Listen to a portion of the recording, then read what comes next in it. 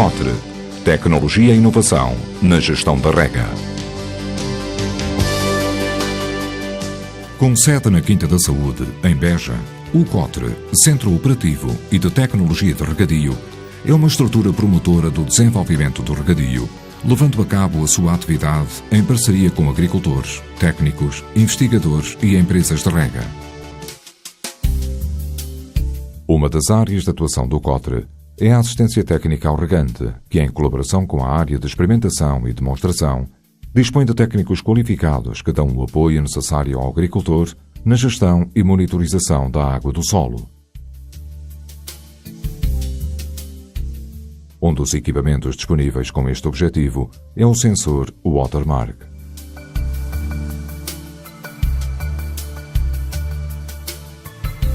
A água está mais ou menos disponível no solo em função do maior ou menor preenchimento da sua porosidade total. Quanto menor for a quantidade de água disponível, maior será a força de adesão entre o solo e a água.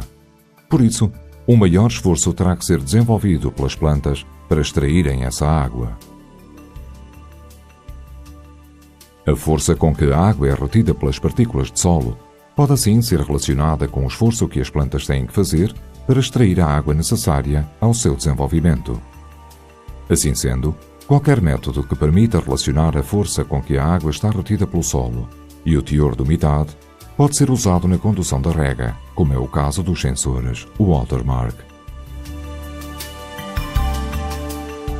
Os sensores Watermark são constituídos por dois elétrodos inseridos numa matriz áspera de material granular. Esta matriz está envolta por uma membrana sintética que tem como finalidade proteger os elétrodos da deterioração. Internamente, existe uma pequena placa de gesso que permite reduzir a influência da salinidade do solo nas leituras que forem feitas. Este método baseia-se na determinação da resistência à passagem de uma corrente elétrica entre os dois elétrodos. A resistência é afetada pelo teor em água no bloco, o qual é função da tensão da água no solo. Valores elevados de resistência significam elevadas tensões e, como tal, baixos teores de água no solo. A medição pode ser feita pontualmente ou continuamente. Pontualmente, quando se dispõe apenas de um medidor portátil para vários sensores Watermark. Neste caso, é necessário ir ao campo sempre que se pretende fazer uma medição. Continuamente, quando está disponível um equipamento de armazenamento de dados que poderá trabalhar com vários sensores Watermark em simultâneo. Quando se utiliza este sistema, apenas nos deslocamos ao campo para transferir os dados de vários dias para um computador portátil. Antes dos sensores serem colocados no terreno, procede-se à preparação dos mesmos, de modo a que, quando forem instalados, estejam perfeitamente umedecidos. A preparação consiste em introduzir os sensores, que irão ser usados num recipiente com água destilada, durante um período de pelo menos 12 horas, e ir efetuando leituras até se registar o valor de 0 centibares. Após este período de umedecimento, retirar os sensores da água e secá-los ao ar durante cerca de 2 horas, ou até se atingir uma leitura de 199 centibares.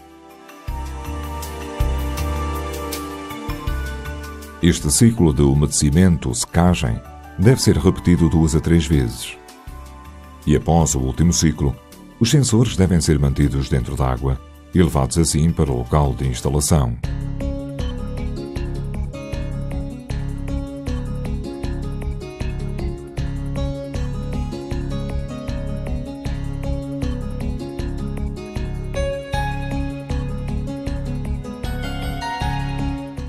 A profundidade de instalação vai depender do sistema radicular da cultura monitorizada.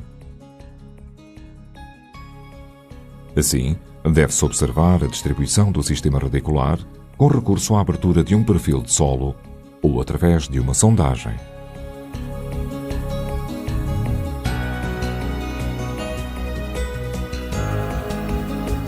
A umidade do solo deve ser medida pelo menos a 2 profundidades. Uma, na zona do sistema radicular ativo, para determinarmos a oportunidade de rega, e outra, imediatamente abaixo desta, para controlar as perdas por percolação profunda e assim ajustar a duração da rega. Caso haja disponibilidade de equipamentos, aconselha-se a instalação de um terceiro sensor na zona radicular ativa.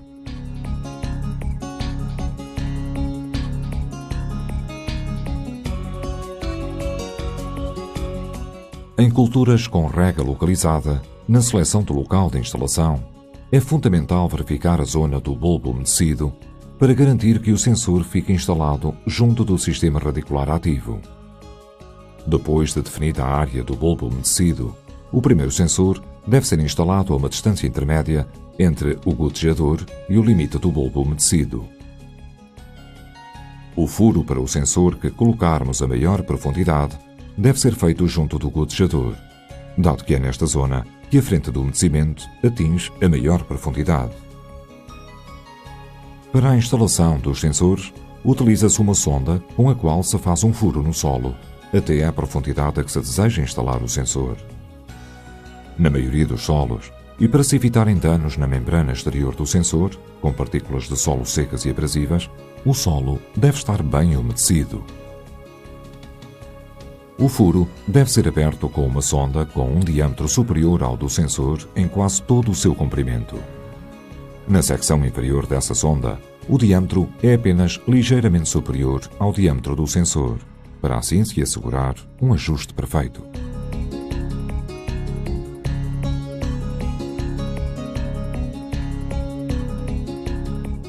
Após a abertura do furo e antes da colocação do sensor, deve-se colocar no fundo uma pequena quantidade de papa preparada previamente. Essa papa é preparada com solo crivado, extraído durante a abertura do furo, para melhorar o contacto entre o sensor e o solo. Para proceder à colocação do sensor no furo, utiliza-se uma sonda específica ou uma vara de tubo com um diâmetro equivalente à extremidade do sensor. Para isso, passam-se os cabos pelo seu interior e ajusta-se a cabeça do sensor à ponta da mesma. Feito o encaixe, coloca-se o sensor e a sonda no furo, aproveitando-se o tubo para pressionar ligeiramente o sensor contra a base do furo. No final, volta a colocar-se solo crivado no furo, de forma a eliminar qualquer bolsa de ar existente. Este aspecto é muito importante, pois pode pôr em causa o bom funcionamento do sensor. Em solos de textura grosseira, é possível que seja necessário fazer um furo de diâmetro maior. A folga desse furo é depois cheia com a papa de solo, permitindo assim um melhor contacto entre o solo e o sensor. Dado que em cada local de medição são instalados vários sensores a diferentes profundidades, torna-se necessário identificar cada um deles à superfície. Se for conveniente, pode-se deixar colocado no furo um pequeno tubo de PVC que permita passar os cabos do sensor pelo seu interior. Esses cabos serão presos depois no extremo superior do tubo. Este método facilita a remoção dos sensores no final da campanha de rega.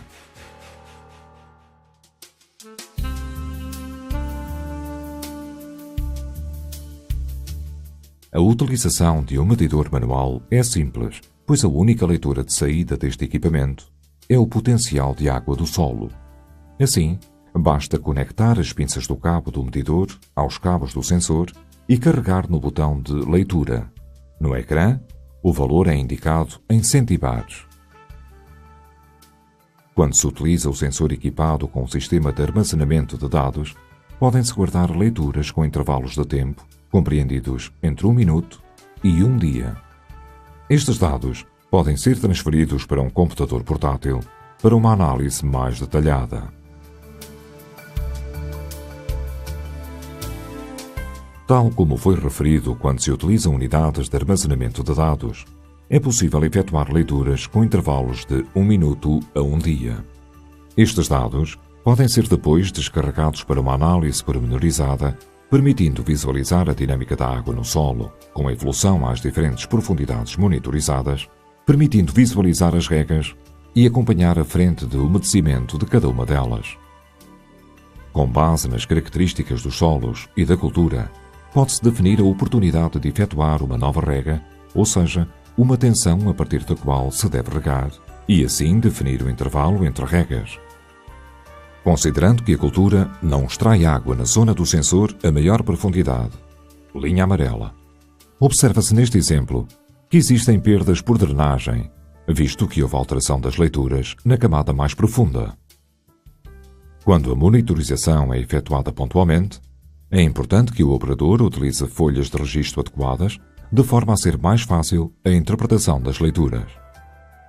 Em conjunto com a experiência do técnico, o conhecimento dos solos e o método de rega que se utiliza, os dados obtidos contribuirão para ajudar a decidir qual o caminho mais correto para regar, segundo as necessidades da cultura.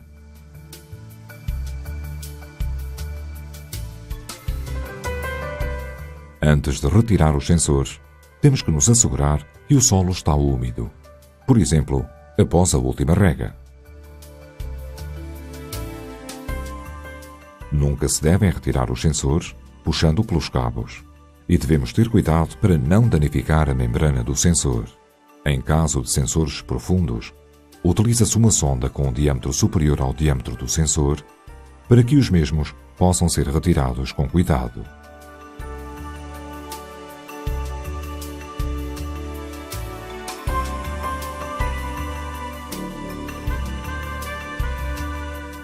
Uma vez retirados os sensores, devem ser limpos, secos e armazenados em sacos de plástico até à próxima utilização.